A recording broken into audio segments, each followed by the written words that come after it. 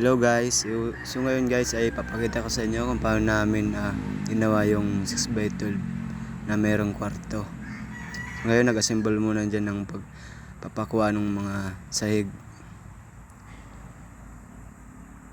Tapos yun nagsasahig na yung kasama ko dyan. Tapos yung kapatid ko naman ay naglalagay na ng pamakuha ng upuan. Tapos ito na siya, nasahig na din ng sinasayagan na din yung may kwarto. Ayan.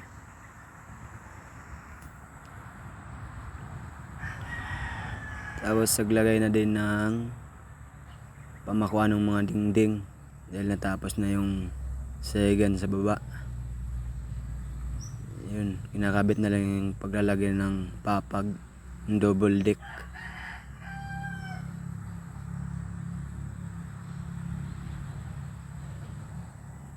Ito guys, natapos ng lagyan ng mga sandalan. Ngayon ay mag-aano naman dun sa may pintuan, maglalagay naman ng dingding para mabuo na rin to. Yan, panay pako-pako lang dyan. Ito guys, medyo nabuo ng konti. Lagay na yung double deck. Nakabit na rin yung mga pamakuan ng dingding at nakalagay na din ng mga beranda, yung baluster niya sa loob ng kwarto. Maglalagay na lang yan pagkatapos maglalagay na lang ng bubong na lang.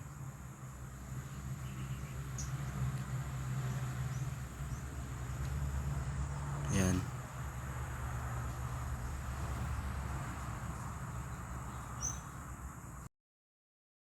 Ito na siya, buo na. Tapos papakita ko sa inyo yung loob. Ito yung sala niya.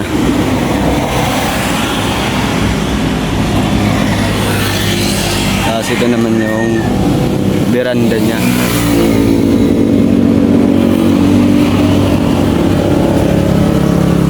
Yung kabuuang sala niya.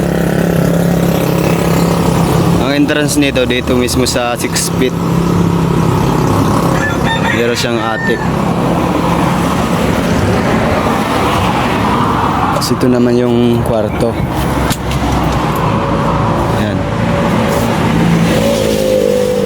Ganun pa rin dati, may double deck pa rin.